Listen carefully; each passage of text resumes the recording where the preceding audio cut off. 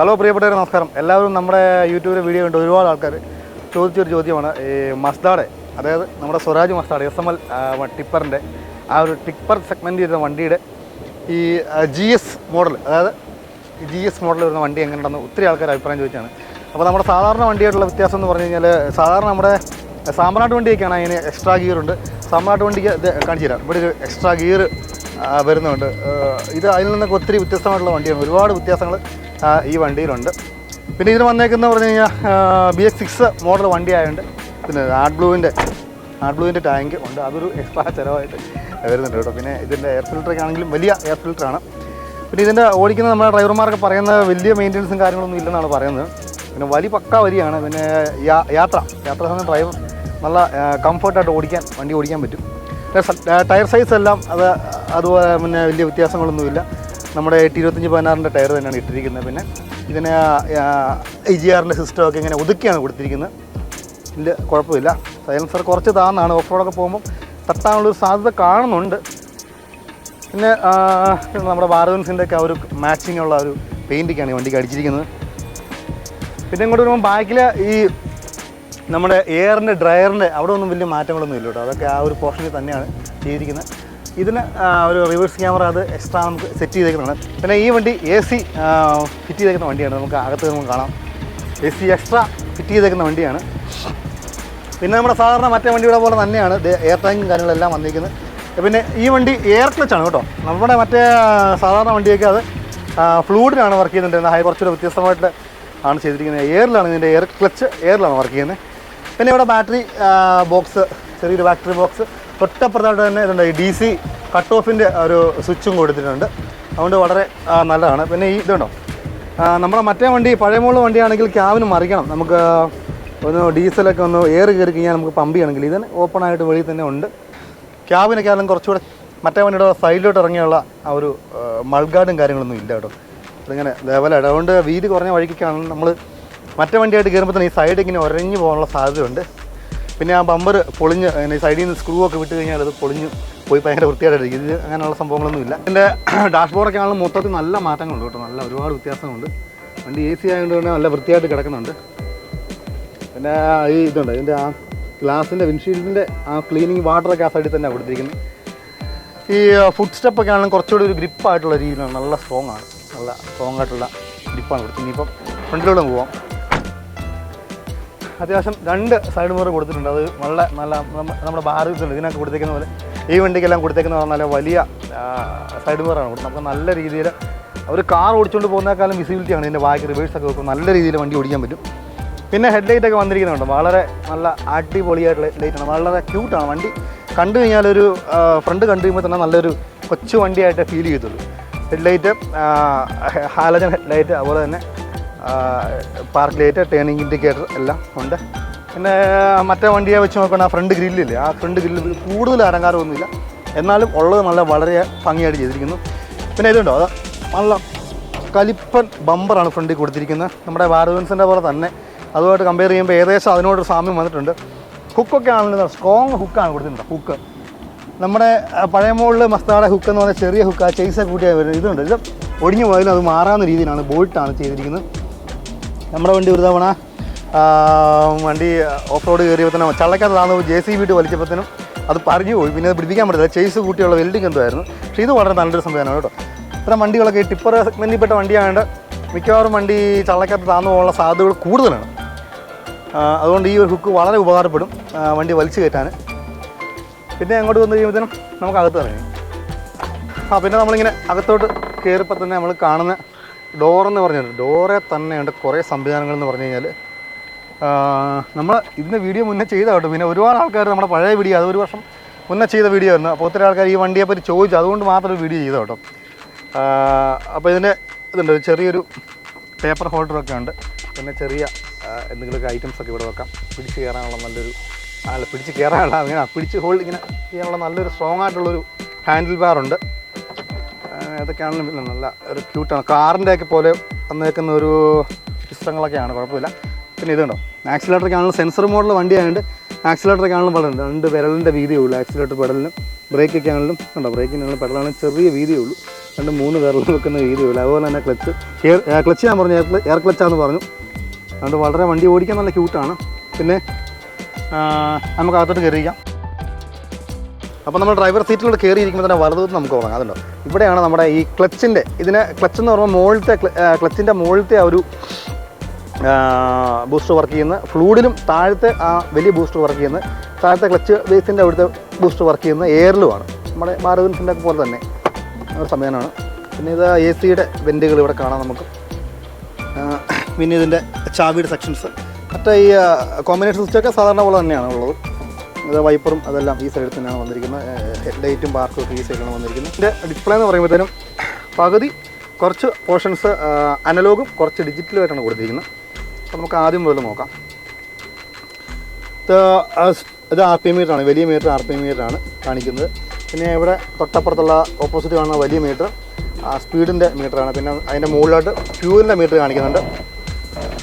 പിന്നെ തൊട്ടിപ്പുറത്ത് temperature metre കാണിക്കുന്നുണ്ട്. പിന്നെ മുകളിൽ കുറച്ച് ഇങ്ങനെ പള്ളിപ്പെരുന്നാളിൻ്റെ പോലെ കുറേ ലൈറ്റുകൾ കൊടുത്തിട്ടുണ്ട്. അതെല്ലാം ഈ സെൻസർ ഓരോരോ ABS ഹീറ്റിങ് അങ്ങനെ ഓരോരോ സംഭവം. സീറ്റ് വിട്ടിട്ടുണ്ടെങ്കിൽ ലൈറ്റ് കത്തും. ആർട്ട് ബ്ലൂവിൻ്റെ, ഓവർ ഹീറ്റിൻ്റെ, എക്സോസ്റ്റ് ബ്രേക്കിൻ്റെ അങ്ങനെയുള്ള കുറേ സംഭവങ്ങൾ മുകളിൽ കൊടുത്തിട്ടുണ്ട് കേട്ടോ. അതൊക്കെ എന്തെങ്കിലും വാണിങ്ങുകളൊക്കെ ഉണ്ടെങ്കിൽ അത് അങ്ങനെ കാണിക്കും കേട്ടോ. ഇൻഡിക്കേറ്റർ ഇടുമ്പോൾ അവിടെ കാണിക്കാൻ, ഓരോ ഹെഡ് ലൈറ്റ് ഇടുമ്പോഴത്തേനും ഹെഡ് ലൈറ്റിൻ്റെ കാണിക്കും. പിന്നെ ഓരോ വാണിങ്ങുകൾ കാണിക്കാൻ വേണ്ടിയുള്ളതാണ് അവിടെ കൊടുത്തിരിക്കുന്നത്. പിന്നെ ഇവിടെ കൊടുത്തിരിക്കുന്നത് ഈ ഡിജിറ്റൽ ഡിസ്പ്ലേയിൽ കൊടുത്തിരിക്കുന്നതുണ്ട്. ന്യൂട്രലിൻ്റെ ഒരു ന്യൂട്രൽ ലൈറ്റ് കത്തുന്നുണ്ട്. പിന്നെ ഇതിൻ്റെ വോൾട്ട് കാണിക്കുന്നത്, ഇപ്പം 12 വോൾട്ടാണ് ബാറ്ററിയിലുള്ളത്. 12 അങ്ങനെ വോൾട്ടിൻ്റെ കൃത്യം കാണിക്കുന്നുണ്ട്. എത്ര വോൾട്ട് ബാറ്ററിയിൽ സ്റ്റോക്ക് ഉണ്ടെന്നുള്ളത് കൃത്യമായിട്ട് അറിയാൻ പറ്റും. പിന്നെ അതുപോലെ തന്നെ ഇടതുവശത്തായിട്ട് കാണിച്ചിരിക്കുന്നത് എയറിൻ്റെയാണ്, ഫ്രണ്ട് എയറിൻ്റെ ബാർ കാണിച്ചിരിക്കുന്നത്. ആ ടാങ്കിൻ്റെ കപ്പാസിറ്റി എത്ര എയറുണ്ട്. റിയറിൻ്റെ തൊട്ടിപ്പുറത്ത് കാണിച്ചത് റിയർ എൻ്റെ ബാർ ആണ് കാണിച്ചിരിക്കുന്നത്. പിന്നെ സെൻട്രിൽ കാണുന്നത് ആർട്ട് ബ്ലൂവിൻ്റെയാണ് കാണിച്ചിരിക്കുന്നത്. ആർട്ട് ബ്ലൂവിൻ്റെ പിന്നെ ടോട്ടൽ കിലോമീറ്റർ ഒക്കെ കാണിച്ചിട്ടുണ്ട്. ടെമ്പറേച്ചർ 27 ഡിഗ്രി ടെമ്പറേച്ചർ കാണിച്ചിട്ടുണ്ട്. അതുപോലെ തന്നെ നമുക്ക് ഇതിൻ്റെ സെറ്റിങ്ങുകളൊക്കെ ഇതുണ്ട്. ഇവിടെ ഓപ്ഷൻ സ്വിച്ചുകളുണ്ട്, ഇതൊക്കെ സെറ്റിങ്സിൻ്റെയൊക്കെ സ്വിച്ചുകൾ. പിന്നെ ഇവിടെ വരുമ്പോഴത്തേനും ഇതാണ് ഇതിൻ്റെ AC-യുടെ, നമ്മൾ AC സെപ്പറേറ്റ് ഈ വണ്ടിക്ക് കയറ്റിയാണ്. ഇതിൻ്റെ ഓപ്ഷനുണ്ട് AC കയറ്റാനുള്ള. അപ്പോൾ AC-യുടെ സ്വിച്ചാണ് ഇവിടെ കൊടുത്തിരിക്കുന്നത്. AC ഓണാക്കാനുള്ള സ്വിച്ച് ഇത്. AC-യുടെ ഫാനിൻ്റെ സ്വിച്ച് ഇവിടെയാണ് കൊടുത്തിരിക്കുന്നത്. പിന്നെ ഇത് നമുക്കറിയാമല്ലോ GPS-ൻ്റെ സ്വിച്ചാണ് ഇത്. പിന്നെ ഇത് റിവേഴ്സ് ക്യാമറ, നമ്മൾ പുറകെ കാണുന്ന റിവേഴ്സ് ക്യാമറയുടെ ഡിസ്പ്ലേ ആണ് കാണുന്നത്. നമ്മുടെ ചാർജ്, നമ്മൾ ഫോണൊക്കെ ചാർജ് ചെയ്യാനുള്ള സാധാരണ വണ്ടിക്കെല്ലാം കൊടുത്തിരിക്കുന്ന ഒരു ചാർജിങ് പോർട്ട് കൊടുത്തിട്ടുണ്ട്. പിന്നെ അതിൻ്റെ ഗിയർ വന്നിരിക്കുന്നത് ഉണ്ടോ, ഗിയർ ഫസ്റ്റ് ഗിയർ ഇങ്ങോട്ടാണ് വന്നിരിക്കുന്നത്, റിവേഴ്സ് നേരെ മുന്നോട്ടാണ് പോയിരിക്കുന്നത്. അങ്ങനെ 5 ഗിയറുകളാണുള്ളത്. 5 ഫോർവേഡ് ഗിയറും ഒരു റിവേഴ്സ് ഗിയറും. പിന്നെ ഹാൻഡ് ബ്രേക്ക് ഇവിടെയാണ് കൊടുത്തിരിക്കുന്നത്. നമ്മുടെ മസ്ദാടെ വന്നിരിക്കുന്നത് നേരെ ഇത് ഇവിടെ പഴയ മോഡൽ ഇവിടെയാണ് വന്നിരുന്നത്. ഡ്രൈവർ സീറ്റിൻ്റെ ഇത് ഇവിടെയാണ് വന്നിരിക്കുന്നത്. പിന്നെ ഇത് നമ്മുടെ ടിപ്പ് നോക്കാനുള്ള ഒരു യൂണിറ്റിൻ്റെ ഓപ്പറേഷൻ ലിവറുകളാണ് കൊടുത്തിരിക്കുന്നത്. ഇത് ചെറിയൊരു ഫയർ എക്സ്റ്റിംഗ്വിഷർ പുറകിൽ കൊടുത്തിട്ടുണ്ട്. പിന്നെ സീറ്റൊക്കെയാണ് 2 സെപ്പറേറ്റ് 2 സീറ്റായിട്ടാണ് വന്നിരിക്കുന്നത്. ഇങ്ങനെ രണ്ടും ഇങ്ങനെ ഇതിപ്പോൾ നമുക്ക് വല്ല ഫുഡൊക്കെ കഴിക്കണം, ഇങ്ങനെ വെച്ചിട്ട് ഇങ്ങനെ വെച്ച് കഴിഞ്ഞാൽ ഇവിടെയൊക്കെ വല്ലതൊക്കെ വെച്ചിട്ട് ഇങ്ങനെ ഇരുന്ന് കഴിക്കാനുള്ള സംവിധാനമുണ്ട് കേട്ടോ. അത് കുഴപ്പമില്ല. ഫ്യൂസും കാര്യങ്ങളൊക്കെ വന്നിരിക്കുന്നു കേട്ടോ.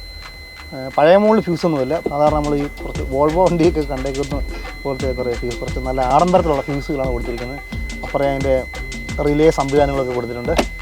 മൊത്തത്തിൽ വണ്ടി ഇവിടെ ഒക്കെ ആണെങ്കിൽ നല്ലൊരു ഭംഗിയുണ്ട് കാണാൻ കേട്ടോ. അപ്പോൾ ഇത് കണ്ടോ, ഇത് ന്യൂട്രൽ ആണെങ്കിൽ ഇതിൽ ന്യൂട്രൽ എഴുതി കാണിക്കുക. ന്യൂട്രൽ പോയിൻ്റ് ഈ നമ്മുടെ ഈ ക്ലസ്റ്റർ മീറ്റർ എഴുതി കാണിക്കുക. ഡിജിറ്റൽ ഡിസ്പ്ലേയിൽ ന്യൂട്രൽ എഴുതി കാണിക്കുക. അതൊരു നല്ലൊരു സംഭവം തന്നെയാണ്. അതുകൊണ്ട് പലരും റിവേഴ്സിലൊക്കെ വണ്ടി കിടക്കുകയാണെങ്കിൽ പെട്ടെന്ന് നോക്കിയിട്ട് ചിലരൊക്കെ പരിചയമില്ലാത്തവരൊക്കെ എടുക്കുമ്പോഴത്തേന് പെട്ടെന്ന് വണ്ടി റിവേഴ്സിലേക്ക് ചാടിപ്പോകാനുള്ള സാധ്യതകളൊക്കെ ഉണ്ട്. അപ്പോൾ അത് ഒഴിവാകും. അപ്പോൾ ഒന്ന് എടുത്തു നോക്കാം.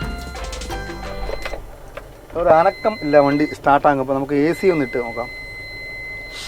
ഇതാണ് AC-യുടെ സ്വിച്ച് കൊടുത്തിരിക്കുന്നത്. ഇനി ഇത് ഫാനിൻ്റെ സ്വിച്ചാണ് കൊടുത്തിരിക്കുന്നത്.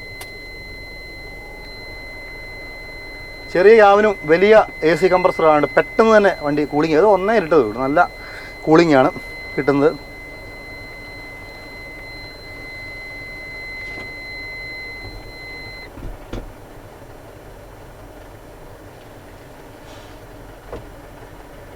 ഇത് ആക്സിലേറ്റർ കൊടുത്ത് ലോഡ് വണ്ടിയാണ്. അപ്പോൾ ലോഡ് കയറ്റി വെച്ചേക്കുന്ന വണ്ടിയാണ്.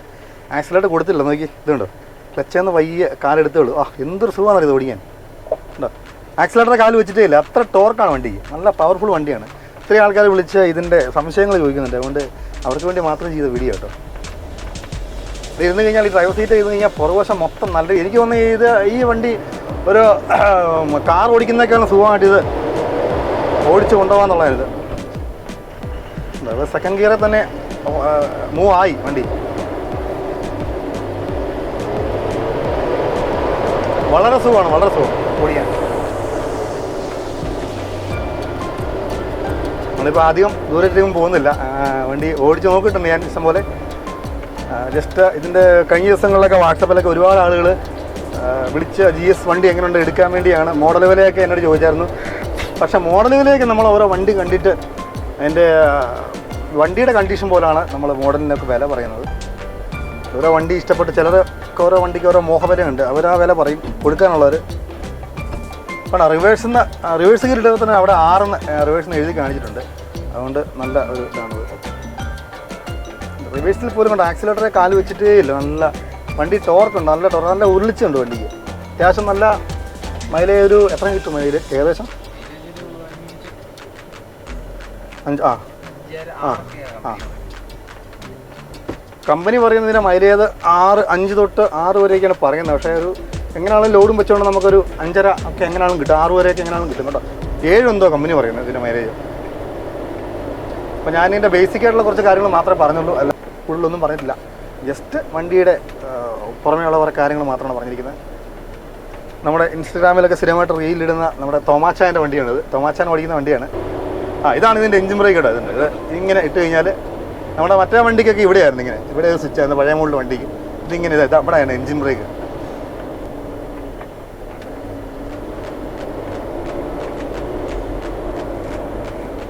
സ്റ്റിയറിംഗ് ആണെങ്കിലും നല്ല ഒരു പിടുത്തമൊക്കെ ആണെങ്കിലും നല്ല കറക്റ്റാണ് കേട്ടോ. ഈ വണ്ടി ഓടിച്ചിട്ട് നമ്മുടെ വണ്ടി ഓടിക്കാൻ മടിയാണല്ലോ.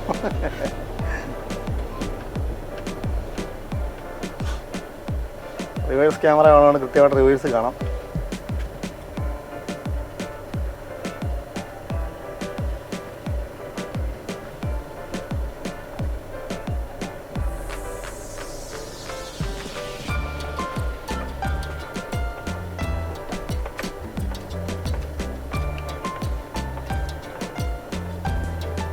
ഏത് വണ്ടി ഓടിച്ചാൽ മതി അതിനകത്ത് റോഡ് വിസിബിലിറ്റിയാണ്. റോഡ് നമ്മൾ ഡ്രൈവർ സീറ്റ് ഇരിക്കുന്നതിന് ബാക്ക് സൈഡും ഇടതുവശവും വലതുവശവും സൈഡ് ഈ ടയർ 4 നമുക്ക് കാണാവുന്ന കണ്ടീഷനാണെങ്കിൽ തന്നെ വണ്ടിയുടെ ഡ്രൈവിങ് നമുക്ക് നല്ല കംഫോർട്ടായിട്ട് ഫീൽ ചെയ്യും. ഈ ഒരു വണ്ടിയെ സംബന്ധിച്ച് അതുണ്ട് കേട്ടോ. നമ്മൾ മറ്റ് വലിയ വണ്ടികളൊക്കെ ഓടിക്കുന്നത് തന്നെ ഒരു ഫീല് കിട്ടുന്നുണ്ട്.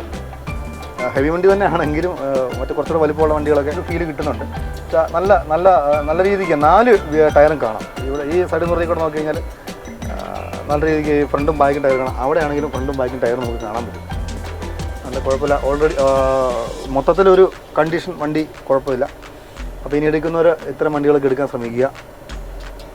നമുക്കത് മസ്താടെ പ്രൊമോഷനും കാര്യങ്ങളൊന്നും അല്ല, ഒത്തിരി ആൾക്കാർ വിളിച്ച് ചോദിച്ചുകൊണ്ട് കാര്യങ്ങൾ പറഞ്ഞാണ്. ഞാൻ ഇത് സ്ഥിരമായിട്ട് ഓടിക്കുന്ന കുറേ ആൾക്കാരോട് അഭിപ്രായം ചോദിച്ചായിരുന്നു. എല്ലാവരും നെഗറ്റീവ് ഒന്നും പറഞ്ഞിട്ടില്ല കേട്ടോ. സെൻസറിൻ്റെ 1-2 പ്രശ്നങ്ങളൊക്കെ കാണിക്കുന്നുണ്ട്, അതേ പറഞ്ഞുള്ളൂ. അത് നമുക്ക് ഷോറൂമിൽ തന്നെ കൊണ്ടുപോകണം, സർവീസ് സെൻറ്ററിൽ തന്നെ കൊണ്ടുപോയിട്ട് അത് സെൻസർ ചെക്ക് ചെയ്ത് കംപ്ലയിൻറ്റ് മാറ്റാവുന്നേ ഉള്ളൂ. വലിയ ചടങ്ങായിട്ടുള്ള കേസൊന്നും വരുന്നില്ല കേട്ടോ. അപ്പം ഓക്കെ, ഇന്നത്തെ വീഡിയോ ഇത്രയുള്ളായിരുന്നു. എല്ലാവർക്കും ശുഭദിനം.